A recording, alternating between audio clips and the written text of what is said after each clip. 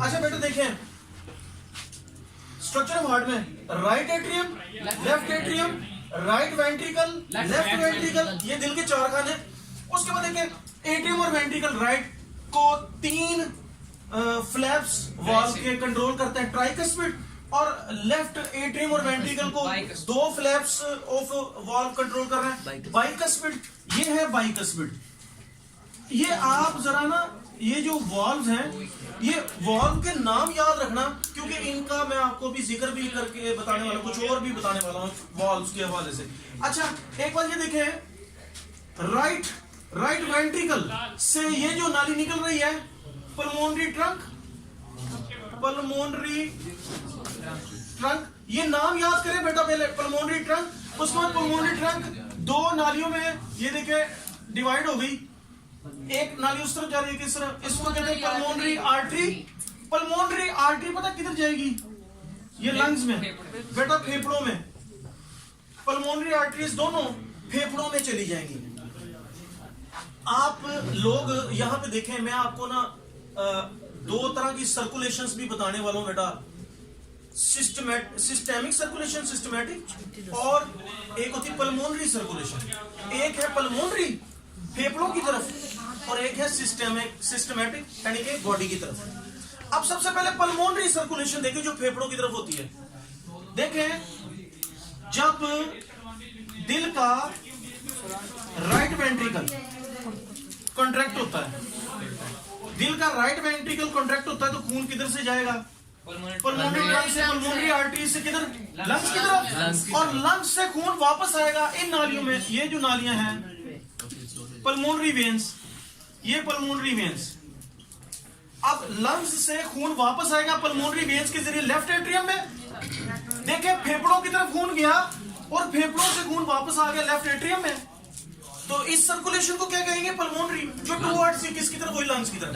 अब हम बात करते हैं बॉडी की। ये देखें बॉडी की तरफ, ये बॉडी है, पूरी बॉडी से जो सर्कुलेशन बॉडी की तरफ हो उसको कहते हैं सिस्टमैटिक सर्कुलेशन, सिस्टमैटिक। अब देखिए पूरी बॉडी से जो गंदा खून है यानी डीऑक्सीजनेटेड ब्लड, वो यहां से ये नीचे वाली नाली को क्या कहते हैं, इंफीरियर वेना केवा, नीचे से इंफीरियर वेना केवा और ऊपर से सुपीरियर वेना केवा, यानी तमाम बॉडी का डीऑक्सीजनेटेड खून सुपीरियर वेना केवा और इंफीरियर वेना केवा से आएगा राइट एट्रियम में, राइट एट्रियम में जो है डीऑक्सीजनेटेड ब्लड, ठीक है जी। और जब ये लेफ्ट वेंट्रिकल, इधर आपको पता है ना ऑक्सीजन वाला खून पहुंच गया था, जब ये लेफ्ट वेंट्रिकल कॉन्ट्रैक्ट होगा तो यहां से ये एक नाली है, ये नाली जो जा रही है इसको एओर्टा बोलते हैं, एओर्टा।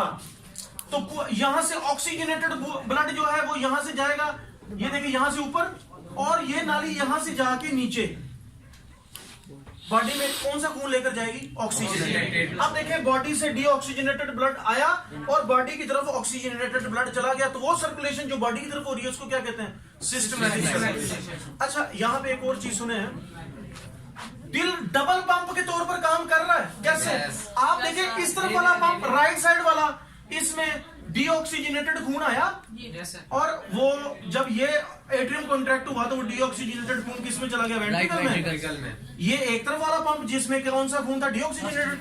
दूसरी तरफ आप देखें लेफ्ट साइड, इधर से ऑक्सीजन वाला खून आया एट्रियम में, लेफ्ट साइड पर ये कॉन्ट्रैक्ट होगा तो खून को किसमें, लेफ्ट वेंट्रिकल में फेंक देगा। तो इस तरफ ऑक्सीजन वाला और इस तरफ डीऑक्सीजनेटेड, इसलिए दिल में 2 पंप काम कर रहे हैं, एक तरफ बगैर ऑक्सीजन वाला, एक तरफ ऑक्सीजन वाला।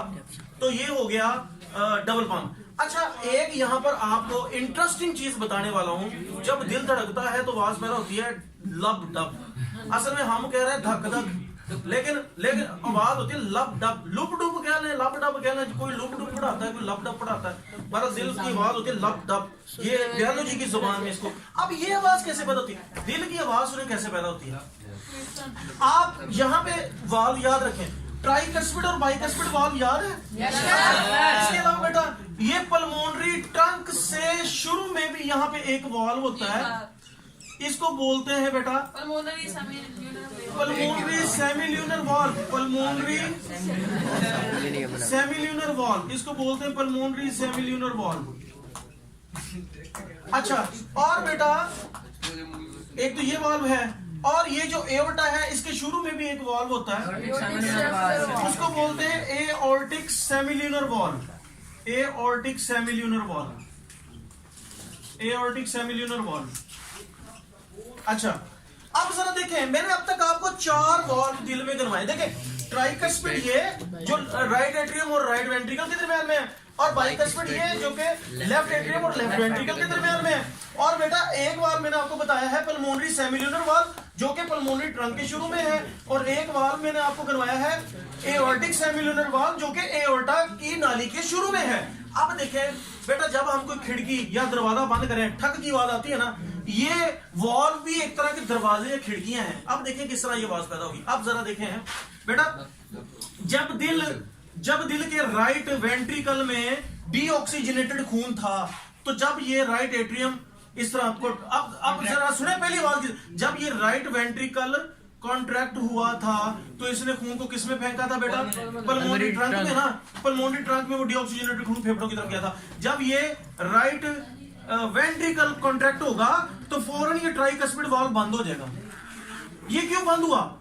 ताकि खून वापस ना एट्रियम में चढ़ जाए, और जब हम इसको पकड़ के दबाएंगे तो खून वापस भी नहीं जा सकता है। जो ही ये कॉन्ट्रैक्ट हुआ तो खून वापस ना चला जाए, ट्राइकस्पिड बंद हो गया। और बेटा सेम टाइम इस तरफ देखें जरा, लेफ्ट वेंट्रिकल जब कॉन्ट्रैक्ट होगा तो बाइकस्पिड फौरन बंद हो गया, ताकि खून वापस एट्रियम में ना चला जाए। इधर से ट्राइकस्पिड बंद हुआ, इधर से बाइकस्पिड बंद हुआ। जब ट्राइकस्पिड और बाइकस्पिड बंद होंगे तो पहली आवाज पैदा होगी लब, लुब कह लें या लब कह लें, पहली आवाज पैदा होगी लब की, लुब, चलो लुब कह लेते हैं, ठीक है जी। पहली आवाज ट्राइकस्पिड और बाइकस्पिड के बंद होने से पैदा हुई। अब जरा देखें, ये दोनों कॉन्ट्रैक्ट हुए थे, आप जरा देखें दोनों कॉन्ट्रैक्ट हुए तो खून इन्होंने मुतलका नालियों में फेंक दिया। किस तरह? और जरा देखिए, राइट वेंट्रिकल ने खून को फेंका पल्मोनरी ट्रंक की तरफ, ताकि वो किधर जाए? फेफड़ों में। और लेफ्ट वेंट्रिकल कॉन्ट्रैक्ट हुआ ताकि खून को फेंका जाए एओर्टा में, ताकि एओर्टा खून ले जाए पूरी बॉडी में। दोनों पंप अलग अलग काम कर रहे हैं, डबल पंप। अच्छा, अब देखें, एक आवाज पैदा होगी लुब की, लुब की या लब की। दूसरी आवाज जो डुब की है या डब की है, लुब डुब। दूसरी जो डब की आवाज है, ये कैसे पैदा होती है? अब देखिए बेटा, जब ये दोनों वेंट्रिकल्स अब रिलैक्स होंगे, जब ये दोनों रिलैक्स होंगे, इसको डायस्टोल कहते हैं। जब ये दोनों रिलैक्स होंगे तो जब ये दोनों रिलैक्स होते हैं तो खून वापस ना आ जाए, इधर से पल्मोनरी ट्रंक से खून वापस ना आ जाए और इधर एओर्टा से खून वापस ना आ जाए, फौरन ये सेमिल्यूनर वाल्व दोनों, यानी पल्मोनरी सेमिल्यूनर वाल्व और एओर्टिक सेमिल्यूनर वाल्व दोनों क्या होते हैं? बंद होते हैं। जब ये दोनों बंद होते हैं तब आवाज कौन सी बात होती है? डब, डब या डुब। तो ये देखें, ये ट्राइकस्पिड बाइकस्पिड के बंद होने से लुब और सेमिल्यूनर वाल्व के बंद होने से आवाज डुब पैदा हुई है। अब बेटा आपको यहाँ पे एक डायस्टोल और सिस्टोल भी आपको बता दूं। जब दोनों एट्रिया सुकड़ते हैं, जब दोनों एट्रिया कॉन्ट्रैक्ट होते हैं, इसको कहते हैं एट्रियल सिस्टोल। और बेटा दोनों एट्रियम जो है ना वो सुकड़ते हैं सिर्फ और सिर्फ 0.1 सेकंड के लिए, बस थोड़ी देर के लिए कॉन्ट्रैक्ट होते हैं। जब ये दोनों कॉन्ट्रैक्ट होंगे, खून को किसमें फेंक देंगे? वेंट्रिकल्स में। अब जब ये दोनों वेंट्रिकल्स कॉन्ट्रैक्ट होते हैं, इसको कहते हैं वेंट्रिकुलर सिस्टोल। इसको कहते हैं वेंट्रिकुलर सिस्टोल। दोनों वेंट्रिकल्स कॉन्ट्रैक्ट होंगे तो आपको पता ही है कि राइट साइड वाला ब्लड चला जाएगा फेफड़ों में और लेफ्ट साइड वाला ब्लड चला जाएगा बॉडी में, ऑक्सीजन वाला। अच्छा, और वेंट्रिकुलर सिस्टोल रहता है 0.3 सेकंड के लिए, 0.3 सेकंड्स के लिए, ये 0.3 सेकंड के लिए रहता है। उसके बाद दिल के जब सारे खाने रिलैक्स होते हैं, इसको कहते हैं डायस्टोल, डायस्टोल। और बेटा डायस्टोल, दिल रिलैक्स होने का टाइम होता है 0.4 सेकंड्स। ये भी मैंने आपको बता दिया। अब बेटा मैं आपको बताऊं, आप मुझे बताएं दिल के 4 खानों में से सबसे मजबूत खाना कौन सा है दिल का? लेफ्ट वेंट्रिकल सबसे मजबूत दीवार वाला होता है। वजह, इसकी वजह यह है कि लेफ्ट वेंट्रिकल ने जब कॉन्ट्रैक्ट होना है तो इसने खून पूरी बॉडी में फेंकना है, यानी सर में भी खून फेंकना है, नीचे।